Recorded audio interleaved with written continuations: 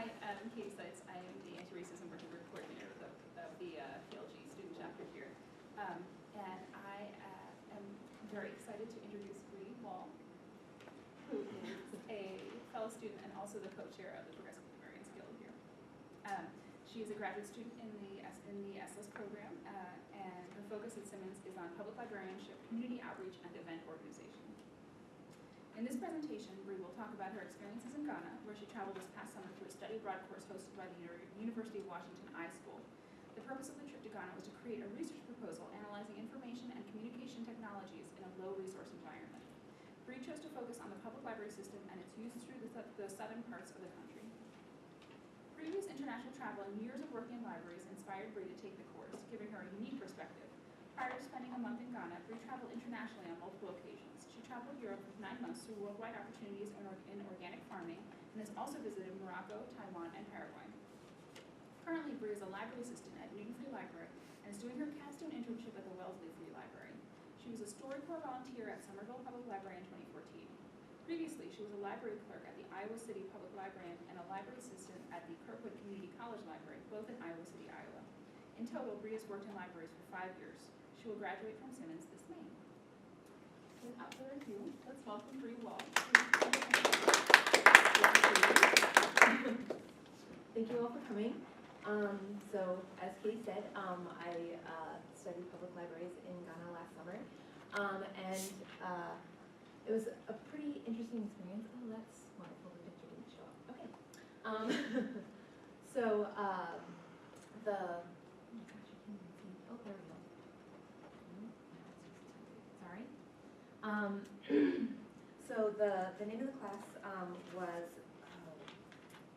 there we go. So communication technologies and development, experiencing research in low resource environments. And Arabase, the professor, is from Ghana, and she takes the trip every year. It's a pretty multifaceted, like it's a really unique group because it's not just library students, it's people from the information school. So we had someone who was doing work in public health. We had some informatics, some geography students, some people doing like human-centered or human-computer interaction and things like that. So it was definitely a unique group to work with. Most of our trip was going to a variety of communities, both cities and in rural areas, to interview people about the topics of our choice. And I did mine in public libraries, of course.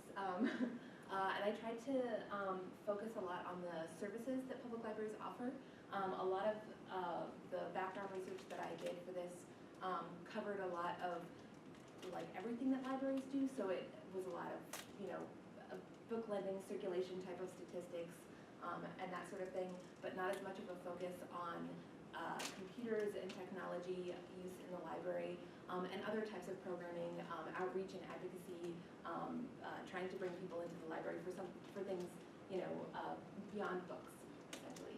And a lot of what's going on right now in Ghana is there's a lot of shifts happening. I'll talk a little bit more about the not-for-profit or non-governmental organizations that are involved in sort of bolstering the public libraries in Ghana. I'll talk more in detail about those later, but because of the activity of those non-governmental organizations, the NGOs, and as well as communities within Ghana, there's a lot of changes happening. So they're trying to reach out more, they're trying to do more advocacy, they're trying to find out more about what their patrons' wants and needs are. And so I was curious about seeing what had already been done and what shifts that had created in the libraries that I visited. And a lot of the studies that had already been done didn't really cover like patron use. They didn't really engage patrons to like really engage them about what they were using libraries for, what they would like to see in their libraries, why they weren't using libraries, and so on. So I wanted to look at all of those things in my research. So I'm not going to look great, but so this is some pictures from the Accra Central Regional Library, which Accra is the capital of Ghana. And the gentleman standing to the side there, I interviewed. His name is Guy Armandepio, and he is the regional director of that library. So they have most of the libraries in Ghana are organized through the Ghana Library Authority. So it's a central government agency that oversees all of the libraries in the country. And Ghana is split up into 10 regions.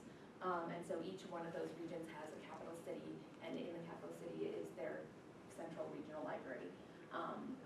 Accra is kind of a unique situation because it's a big enough city, and it covers a little bit of the surrounding area, but Accra is mostly its own regional area. But the two photos I have here and here are their mobile extension libraries, which was something that all the professionals that I talked to were very excited about. They're essentially bookmobiles. They go out to rural communities specifically to bring books and laptops that are powered through solar energy, solar panels that are on the trucks to take books and technology to school children. And it was very focused on taking them to the public schools and making sure that they had access.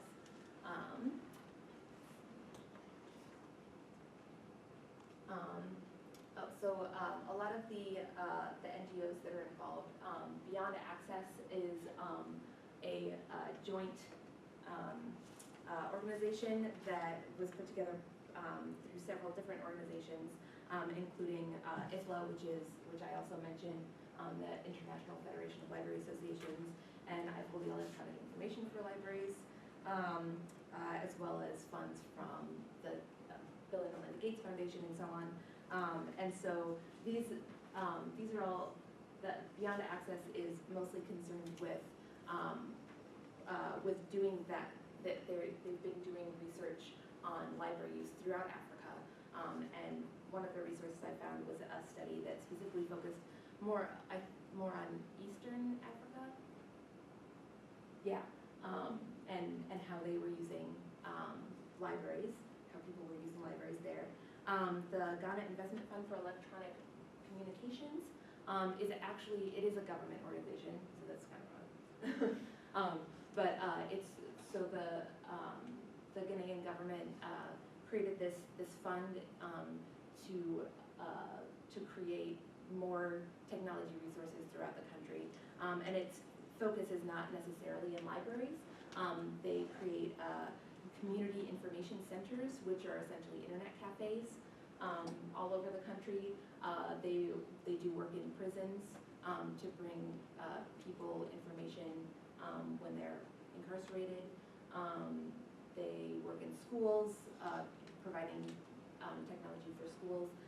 So their goal is all about getting enough money to be able to purchase technologies and give them to the people. And so one of their projects is the Library Access Project, where they gathered enough funding to get to at least 10 computers for each of the 10 central regional libraries.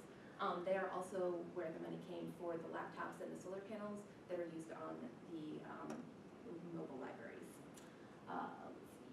IFLA has also done some studies and some work in Ghana, Librarians Without Borders, another international organization, and the Electronic Information for Libraries, specifically their Public Library Innovation Project.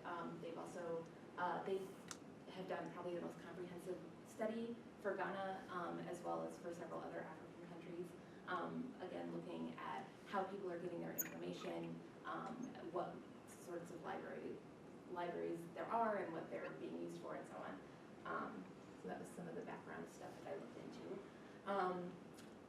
For my research, as I mentioned earlier, I was doing a lot of interviewing, so personal interactions one-on-one with people. It was much easier to find professionals to interact with because they were very excited about talking about libraries, which was very cool. A lot of what they talked about was the trainings that they were doing, some through the Ghanaian government and some through these NGOs that I mentioned. There were a few places that were actually teaching computer classes along with along with the computers that they've been provided by GIFEC. Let's see.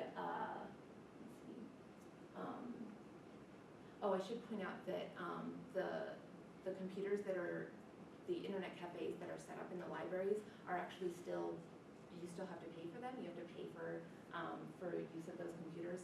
So that was sort of unfortunate. But and an interesting, aspect, because of course there are already internet cafes, all over the place that people have to pay money to use.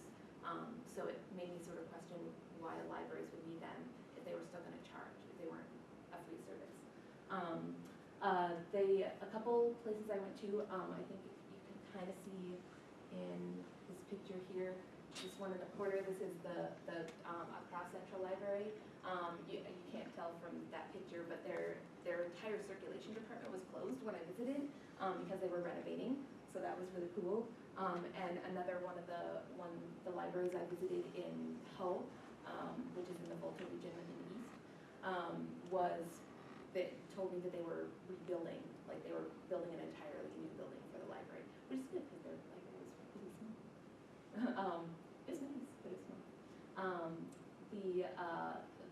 A couple librarians also told me that they had started working more on advocacy for libraries, so reaching out to the community just to tell them what was going on in the library and what they could use it for. And one way they did that was through radio ads. Radio is hugely popular in Ghana. A lot of people get their information that way, and there's at least one person in our group, in our class, that actually did her project on radios and how people use that to get health information as well as news and so on. So that was really cool. So generally, professionals seemed very optimistic about the direction libraries were going. They were very passionate and involved in the process, just like we all are, because we're librarians and we think libraries are good. When I talked to the patrons, it was a strangely different experience. Well, first of all, there weren't a lot of patrons that were super excited about talking to me, certainly. The majority of them were students, and the majority of them said they didn't even come to use the resources, they just came to use the space. Like they weren't concerned about using books, they didn't use the internet there. If they used the internet, they used it at home or at their schools. A lot of them use them on their phones. Mobile phone technology is also a really big thing there, and it's a way that a lot of people get their information, and there are a lot of that's actually what the professor does her research on, is on mobile phone technology and how people use that to improve their lives, however that might be, whether it's like farmers getting like stock information on the prices of their crops, or there was another organization we visited that was a not-for-profit that did, they sent text messages to pregnant women to give them like health information on like how to stay healthy when you're pregnant. So that was also cool. But yeah, I mean, people just didn't really use the library's computers. I had a few patrons that were reading the newspaper, patrons that weren't students. It seemed like mostly the impression was that, you go to the library to check out books, but most of the people I talked to weren't even doing that. So, I often ask people if what services they used and if they were satisfied with them. And it seemed like most people were satisfied with the services that they used, but their expectations were pretty low. Like, I mean, everyone pretty much said, I come to the library to use the space because it's too loud in my house. Like, there are too many people and too much is happening, so I need a quiet place to study. Which is a totally reasonable reason to use the library. So this is a quote from an article I read about, specifically about the Kumasi Library, the Ashanti Regional Library. So the size of Kumasi and the number of schools, colleges, and universities are expanding fast.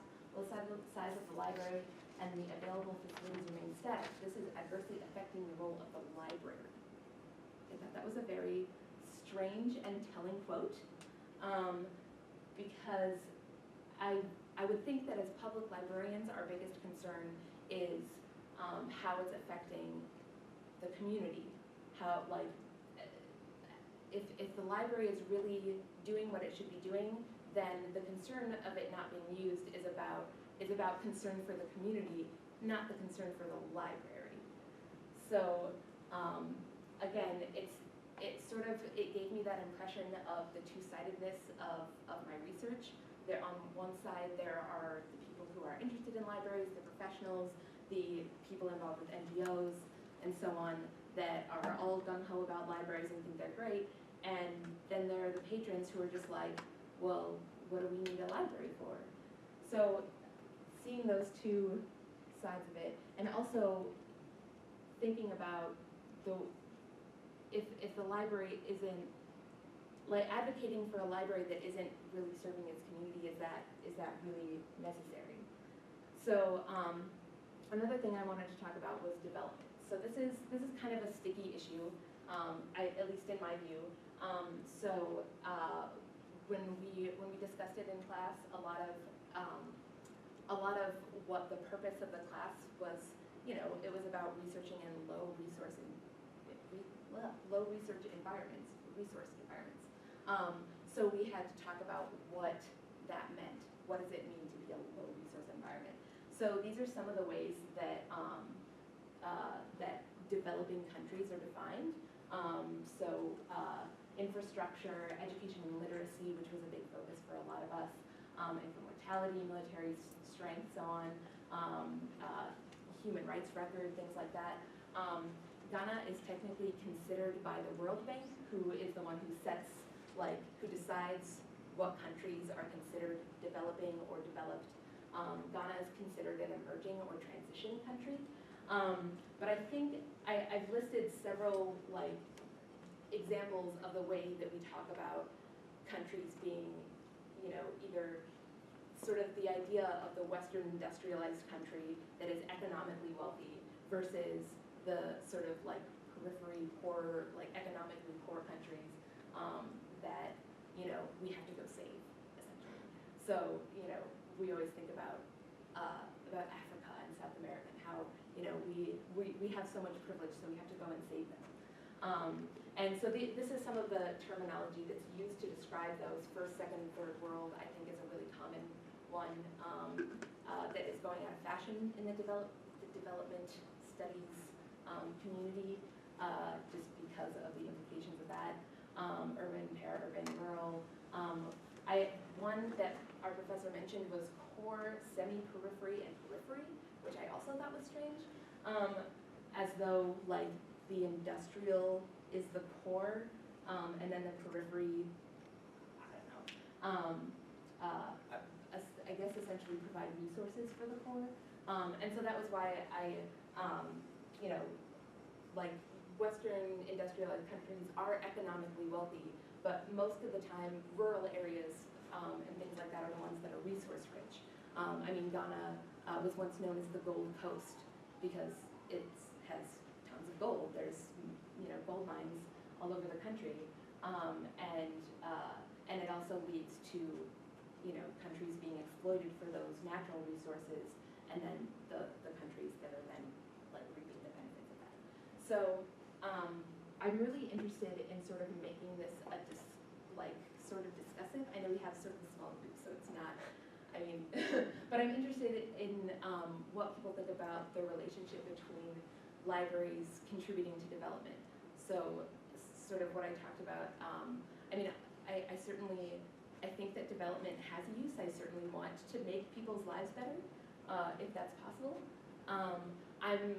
What I'm curious about is, are we making people's lives better, or are we making their lives more like ours?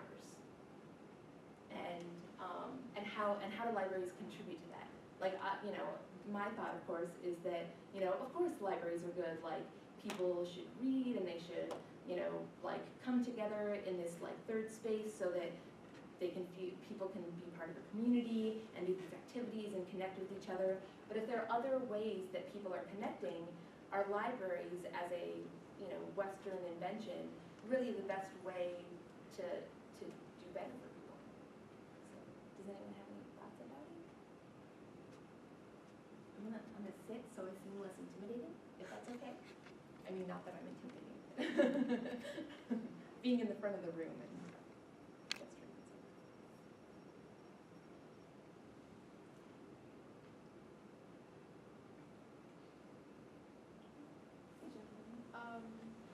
Education is especially like education with kids, like how that generation is gonna fare, even economically. And, you know, as an educational institution, things like the bookmobiles especially, they can get out to areas where education is difficult for like the most practical reasons, like not being able to get to a library that's in the city, or you know, a school that's further away that might be a better school, but you know, it's hard to get to. So things like that, I think libraries can kind of attempt to fill in gaps here and there in educational systems that might not be 100% strong, I guess. That's a good point. So the purpose of this course was to do a research proposal, so I didn't, you know, my research wasn't as in-depth as it could have been. But what I feel like I sort of got a lot out of it was I had a librarian tell me that the purpose of the public library is to support the school system. And what I have to wonder when libraries' only function is to support the school system is, well, why don't we just support the school system? Why do we need to go through that extra avenue? Why do we need to be indirect about it? So there are school libraries that a lot of people use. A lot of the students that I talk to, you know, use their school library a lot for things. So I mean, what's stopping them from investing in that aspect rather than in libraries? So you talked a little bit about the use of cell phones as being more common than computers and that sort of thing. Did the library have Wi-Fi, and did people using phones use Wi-Fi, or did they usually use GPS or the 4G thing?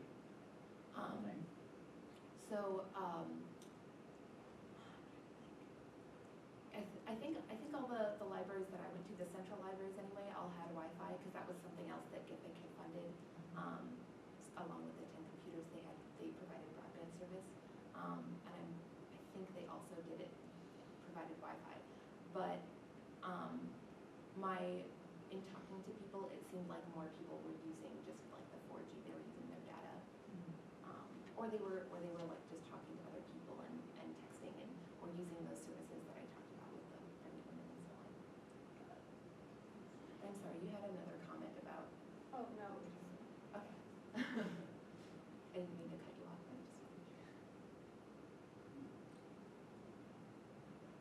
Did you get a sense from as much as you interacted with NGOs or just in the literature about how that there was a strong conceptual sense of what a library had to be coming from the funders, and because I mean it sounds like, you know, we all have a sort of common conception of what a public library is and what it does, and it sounds like there's tension around that. But did you feel like there was flexibility on the part of the funders to allow Ghanaians to be creating, you know, library models that integrated more seamlessly into the community because community needs were specific, or did you feel like there was this sort of wholesale importation of a very Western model of what a public library was? My impression was definitely the importing the Western model. I mean, most of the organizations that I mentioned were, you know, they're based in Europe, or some of them are based in the U.S. And yeah, I felt like reading through most of the literature, there wasn't a lot of there wasn't as much flexibility about it. I felt like the conversation about what libraries were in Ghana was still very much rooted in what our discussions are here.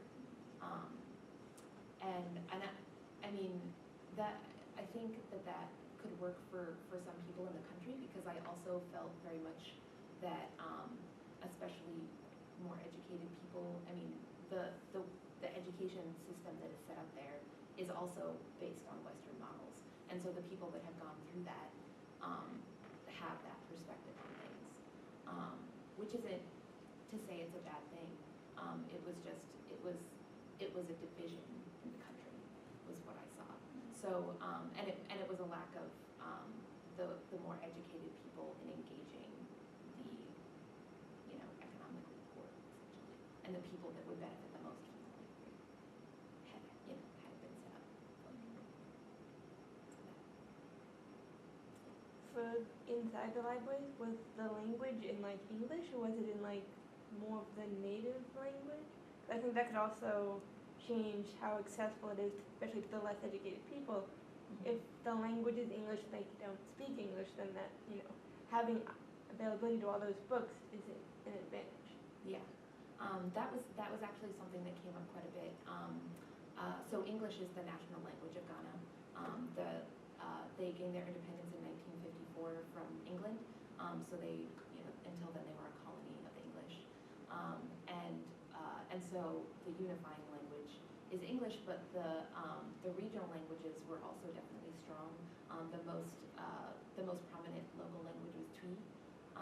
And most of the time when I heard people speak to one another, it was a kind of a combination of English and Twi.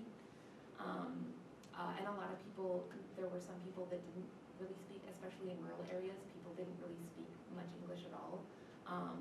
They still, would benefit from national media. They still listened to the radio or, watch television or, what have you, which was all in English, but their grasp of it wasn't as strong and their ability to speak it wasn't as strong.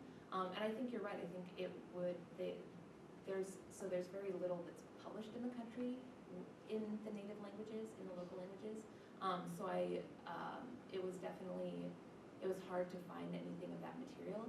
And I think you're right, especially, again, in those more rural areas, if people, I think because English is the national language, I think it was important to educators and librarians to make sure people were literate in English.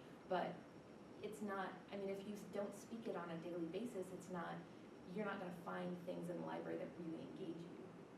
So that was something that I came across. Another interesting thing that someone mentioned, one of the librarians I talked to mentioned that I couldn't find any information about, was that apparently several years ago, actually it might have been in like the 70s or something, there was a movement in like, I think they even made a law about they would no longer import books from other countries, or like books or media from other countries, particularly English-speaking countries, because they really wanted to, they wanted to make sure that more Ghanaian authors, or even just African authors in general, were heard. So there was this import ban on non-African and non-Ghanaian material, and the librarian I was talking to was just, this is a terrible idea, because if you're going to do something like that, you have to also, do something to support the publishing industry in the country, which wasn't really happening. So, so people just weren't reading, if you don't have anything to read. So I think it certainly would be better to have more local voices and more people that were publishing and people were reading things about their own people and their own culture, and I am definitely for that. But I thought it was an interesting point to say, if we ban the importation of books, you just won't have any. So that was another interesting conversation.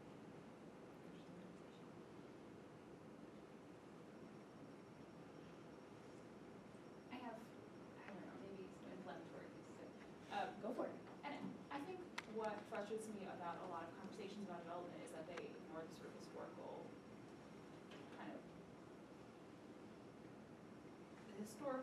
realities that have contributed to the situation, like the book situation that you're talking about, where the choice is either import lots of awesome books from, other, wealthier countries in the world, or, depend on a struggling or non-existent, publishing industry. And, that dilemma is created because of the wholesale exploitation of Ghana by European powers, because of the slave trade that was operated out of, Ghanaian ports, because of the gold that was stolen, because of the mass death and exploitation that was perpetrated by Europeans, and the US. So, and these structures, like the IMF, the World Bank, all of these lectures are highly, highly charged, very politicized, institutions that a lot of Africans feel are, exploitative, that a lot of Africans feel are, sort of blackmailing African countries into following a model of development that that advantages European countries and, sort of industrialized West, and disadvantages marginalized, third world, developing, whatever sort of euphemistic language you want to use, countries, because that's the model that's been set up. Because all of those countries are wealthy because of resources they stole from Africa, from South America, from places like that. So a lot of these dilemmas, like do we import books from elsewhere or do we depend on this, these are all dilemmas that are created because of the exploitation, the mass murder, the stealing of resources, this enslavement of, Ghanaians and other West Africans, So these are not dilemmas that the West should ever be called upon to solve. That it is in fact really insulting and incredibly paternalistic and terrifying to have the West come in and say, like, how can we best import our model into your country? When instead the West should just be giving them all of their money back. They can't give them their people back. They can't give them necessarily all of their gold back, but they can redistribute the wealth that they've stolen from these countries and let them make their own decisions. So how in light of the, many, many millions of people that feel this way and the sort of political reality of, this history of, genocidal exploitation, how can development really be seen as something that's sort of value neutral or even positive because of that? Yeah. I totally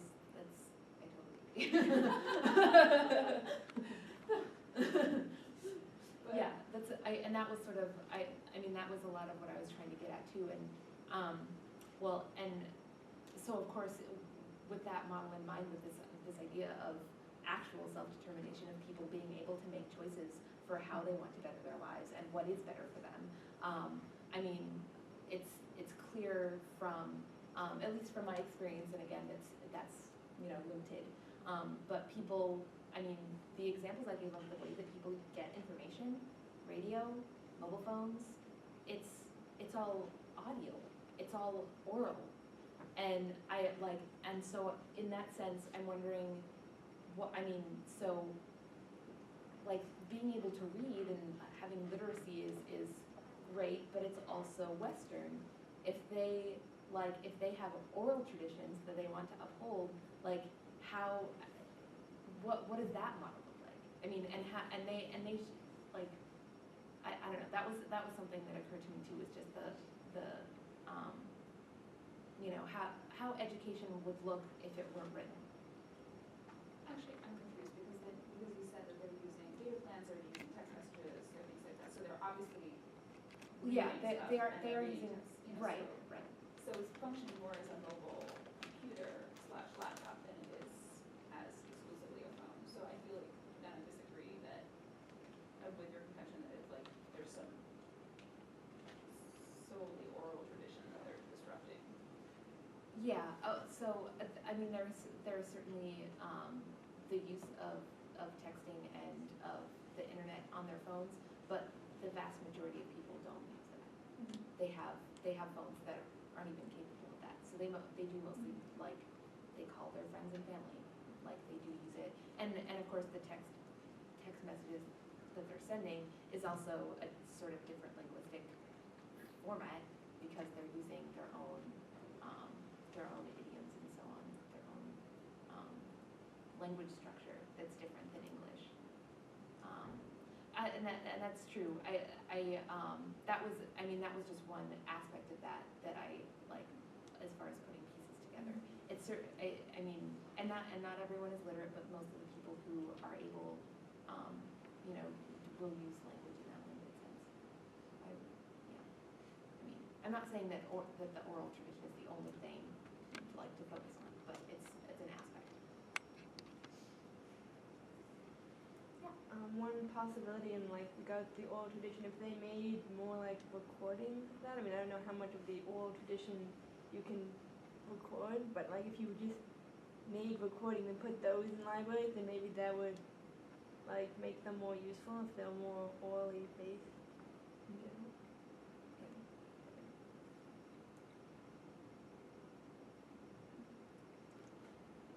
I mean, I didn't really see that happening. I didn't, like, when I went to libraries, I mean, when we go to a library here, we see audiobooks and, I don't know if you guys work in public libraries with those silly playaways and so on.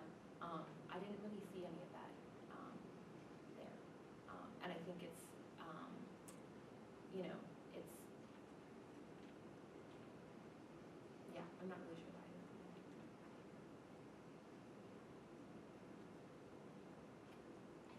More questions?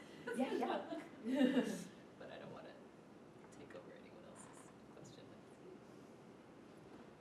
So I feel like too, you know, if we think about the way that libraries formed in the US and, you know, either with the sort of high-end subscription library, you know, or like, you know, the sort of Athenaeum, you know, model, or like, you know, sort of public libraries with,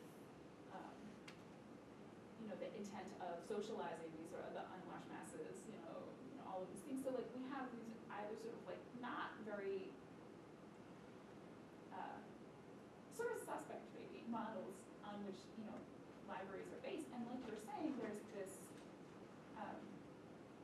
like if the education system is relying on the libraries to bolster it, then like what the libraries then become this sort of go between you know, like, and I feel like that sort of harkens back to some of the ways that the public library system founded in this country, and you know, the kind of negative reasons for the formation of it. Mhm. So I wonder if you felt like you got a sense that the evolution of libraries in Ghana was happening along the same lines as it happened in the US, where there was this sense that it was supposed to educate like the unwashed masses as opposed to being something akin to what libraries function as now in the US.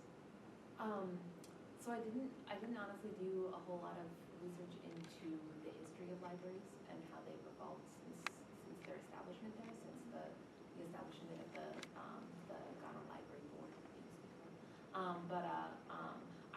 What I do know is that it was established by their first president, who was one of the diplomats essentially that you know, made it possible for Ghana to break away from British rule. Kwame Nkrumah was his name, and it's some of the readings I've done. It seems like some of the libraries were already established, so I assume that probably the British set up some of them for the reason that you're talking about, sort of to civilize, you know, what they perceived as the uncivilized Africans. But the system of libraries and the support of those libraries has mostly come internally, from what I've seen. But again, I think it again seems to be reflective of that division between like the, you know, urban educated and the rural poor, in a strange way. But like I said, I didn't do a lot of research into it, so I'm not sure. Those are just sort of, I mean, that's those are my speculations about it.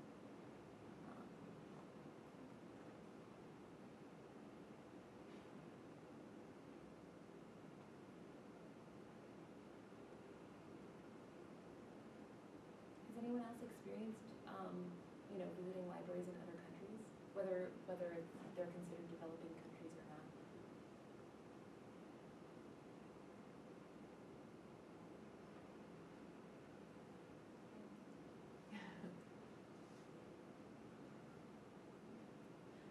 Well, I have one more slide with some other questions that I'm hoping will maybe prompt some more conversation. I mean, obviously, we're not really like able to, you know, answer these questions definitively, but you know, I'd like to sort of speculate about, you know, if libraries and development are something that like really go together in places like Ghana, like if they're if the library model that we have here is really a way that could successfully, you know, work in these developing or emerging countries. And again, I only use those languages. I don't particularly like that language, but I only use it because it's convenient. I don't have a language for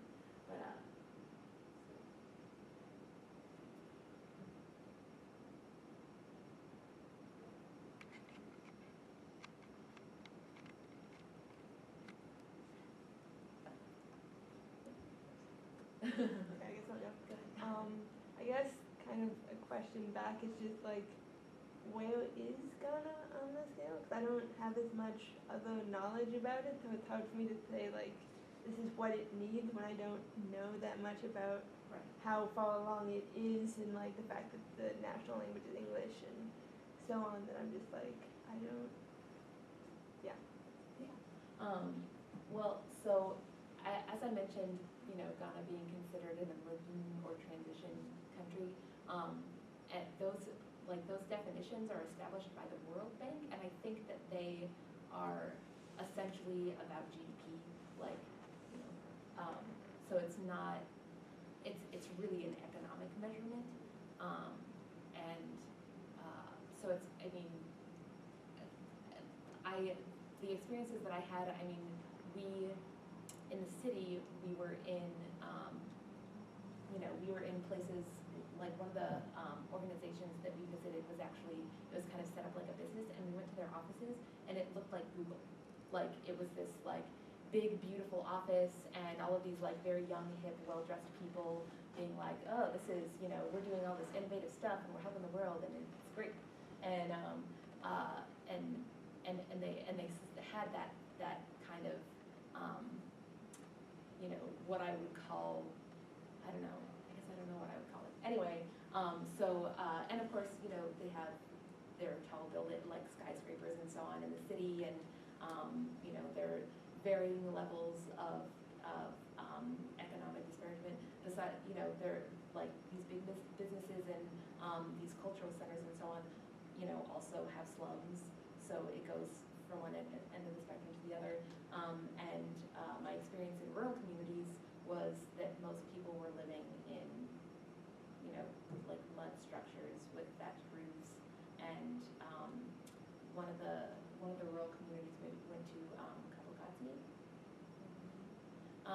One of them, we were invited to help families cook dinner. We didn't eat with them, but we helped them cook. And the kitchen that I helped them in, I actually was crouched in, and they just had a fire, and there was no place for the smoke to escape besides the door. So it was, and they so it was wildly varied as far as economic, class levels. And I think that maybe the reason that it's considered emerging is because of companies like Isoko, the one that I described that was kind of like Google, at least in the office. So there is a lot of sort of innovation and free market things that are happening there. So they're becoming essentially more economically viable on a world scale. But that's, I don't know, that's neither here nor there as far as I don't know, that gives you any more clue. Yeah. I just feel like these are really Eurocentric questions, and they're kind of perpetuating the colonial construct that's already there, and libraries might be a part of that construct. I'm not saying that libraries are bad or anything, but I think that this isn't the way to go about this question, I guess. And I'm not saying I don't know. I'm not saying I know the way to go about this question. But the way the World Bank and the IMF, they're all controlled by, for the most part, European powers, and so they judge African countries based almost solely on economics and GDP. So I feel like, and you said that the libraries, a lot of them are remnants of British colonialism anyway, and I think that's the same with the school structure, with the direct rule of Britain. So I just feel like, I don't know, I'm just rambling now. I just feel like the idea of a development and the idea that we're always progressing is just a very European thing. No, I agree. But that doesn't mean that certain developments wouldn't be beneficial. Mm-hmm. But I think that the structure right now that the libraries are in Ghana is kind of just a part of that reminiscent structure of colonialism, and that so the way that we think about libraries shouldn't be the way that this is framed. Yeah. if that makes sense. I mean, I'll admit that, I mean, I have a Eurocentric, well, Western-centric view because I am from the West. So it's, I mean, that's a result of that, I'm sure. But that's why I like having these dialogues so that we can think about that.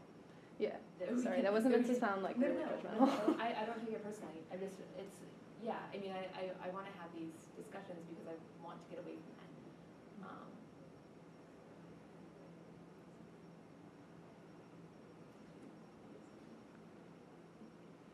I was just checking because the noise level in the hall had Anyways, gone up. okay.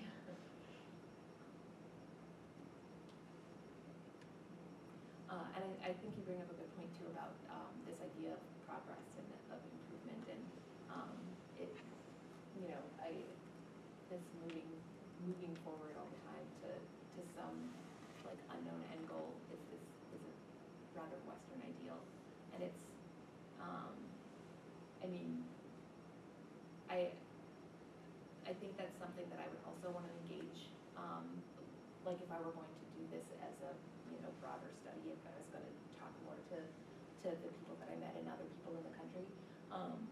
I mean, I would be curious to hear what they would have to say about, you know, what their goals are and what their idea of like, you know, if, like, what bettering their lives means.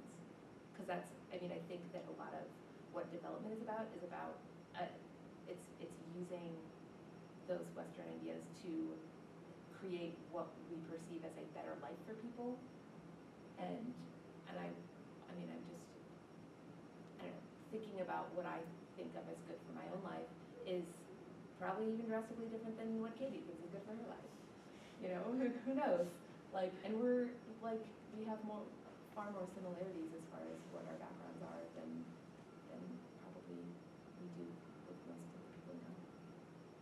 Although not so different.